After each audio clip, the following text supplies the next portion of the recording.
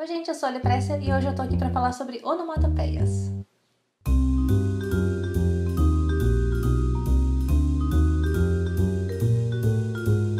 Vou começar falando o que são onomatopeias, essa gigante dessa palavra. Trava-língua, talvez? Um pouco trava-língua.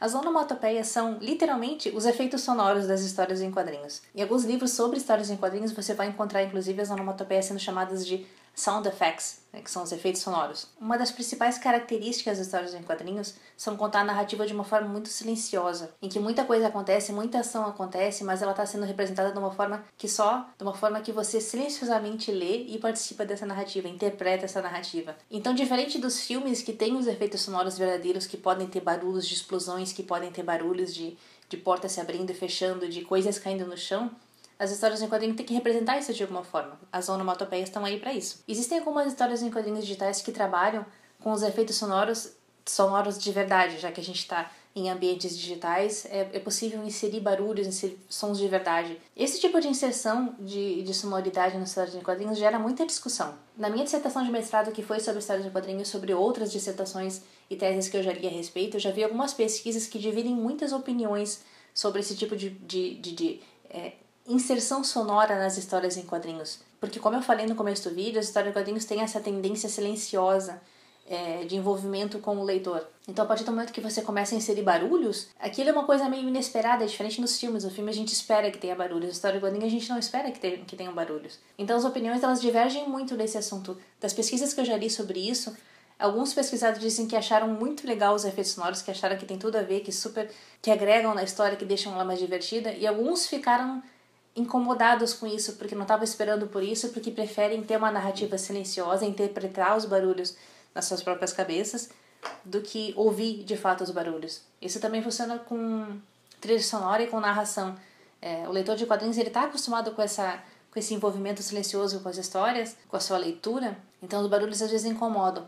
É uma coisa que vai muito de caso a caso. Talvez os efeitos sonoros em quadrinhos digitais eles sejam coisas que aos poucos vão sendo mais aceitos, não sei, isso é uma mudança da qual eu não tenho nenhuma opinião formada de verdade ainda. E pouca gente tem opinião formada sobre isso ainda, tem gente que experimenta, mas ainda é uma coisa muito, não sei, o quanto isso se combina com a linguagem. Você pode tirar suas próprias conclusões, você pode ver algumas histórias em quadrinhos que têm efeitos sonoros e ver o que vocês acham.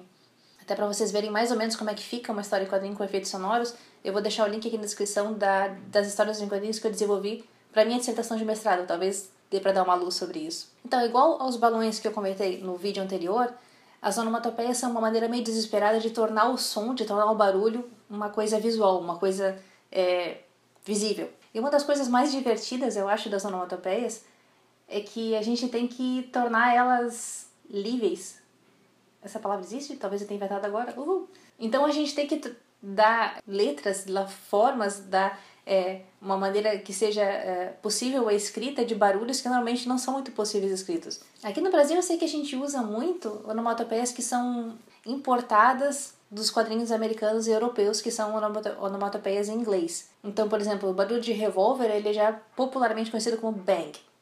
Alguma coisa que cai na água é muito conhecido como splash. Mas isso é uma coisa que, assim, é legal usar as onomatopeias em inglês, mas também é muito legal inventar as onomatopeias, já que a gente está aqui e a língua portuguesa permite fonemas tão interessantes para a gente fazer. Eu deixo aqui uma dica para caso você esteja trabalhando com uma história em quadrinho, de criar onomatopeias que vocês acham que tem mais a ver com o barulho do que está acontecendo, né? Inventar descrições de barulhos que vocês acham que fiquem mais divertidos. Daí eu não sei, as coisas tipo splau, cataploft. Existe um relacionamento cultural com as onomatopeias que eu percebo que aqui no Brasil talvez não seja tão forte como em países de língua inglesa e principalmente no Japão, que é de onde vêm os mangás. Por exemplo, as onomatopeias famosas de língua inglesa, tipo bang, elas são muito utilizadas no vocabulário, as pessoas usam elas construindo frases, usam as onomatopeias para descrever coisas que estão acontecendo. No Japão isso é muito, muito mais forte. Algumas palavras, as onomatopeias no Japão, elas são utilizadas como vocabulário. Tem algumas palavras que descrevem coisas com o que eles chamam de barulhos, tem essas palavras repetidas. Vocês já devem ter ouvido falar, por exemplo, em doki doki. Doki doki em japonês é para ser o barulho do coração batendo. Tem inclusive a expressão doki doki wako wako, que é quando o coração bate e a respiração tá forte, então o Doki Doki representa a batida do coração, o Aku Aku representa o barulho da respiração ofegante. Tem vários barulhos desses que são bem populares na linguagem em japonês, que as pessoas de fato falam, não só usam nas histórias e quadrinhos. Por exemplo, tem uma que eu conheço que é o Pika Pika, que provavelmente é daí que vem o barulho do Pikachu, que significa que alguma coisa está brilhando, está refletindo, está, enfim, é uma coisa brilhosa, de superfície brilhosa. Tenho conhecido também que é Peko Peko, que é quando a pessoa faz aquela reverência. A princípio, o barulho disso é Peko Peko. Em japonês, a palavra sorriso é nikori. Então, quando uma pessoa sorri, a princípio o barulho que ela faz é niko niko. E essas onomatopeias que são usadas no vocabulário, elas também são usadas nos mangás. Então, o relacionamento que os japoneses têm com as onomatopeias, com essas representações de sons, ele é muito mais natural, ele é muito mais utilizado. E talvez seja por isso que as páginas de mangás elas são muito mais preenchidas com onomatopeias do que a gente vê, por exemplo, nos quadrinhos aqui no Brasil, ou nos quadrinhos de língua inglesa. E daí uma grande diferença também que tem dos quadrinhos nos mangás e nos quadrinhos comics, que provavelmente tem a ver com essa cultura do uso muito mais agregado do vocabulário das onomatopeias, é que nos quadrinhos americanos a tendência é da mesma forma que os balões, os artistas desenham a página e depois os efeitos sonoros são inseridos digitalmente em cima, eles são aplicados em cima com letterings, né? E no Japão, os mangakas, eles costumam desenhar os efeitos sonoros, eles costumam desenhar as onomatopeias junto, harmonicamente, na arte. Elas fazem parte da arte, elas fazem parte dos grafismos da arte. Nessas duas situações, eu acho, de novo, muito mais legal o que os mangakas fazem, o que os quadrinistas japoneses fazem, que é inserir os efeitos sonoros já na arte para dar essa harmonia, para o design geral da página ficar mais fechado, mais harmônico. Porque as onomatopeias nos mangás, elas fazem parte da arte, elas fazem parte da narrativa que está sendo contada, elas têm muito a ver com o que está sendo contado, com a representação do que está acontecendo. Ao mesmo tempo, os quadrinhos cômics, os quadrinhos de língua inglesa e os brasileiros também, por mais que as onomatopeias sejam inseridas digitalmente em cima das páginas, existem técnicas que são feitas para que a inserção fique mais harmoniosa. De novo, no site Glambot você vai ver algumas dicas do letrista Nate Picos. Como é que é o nome dele?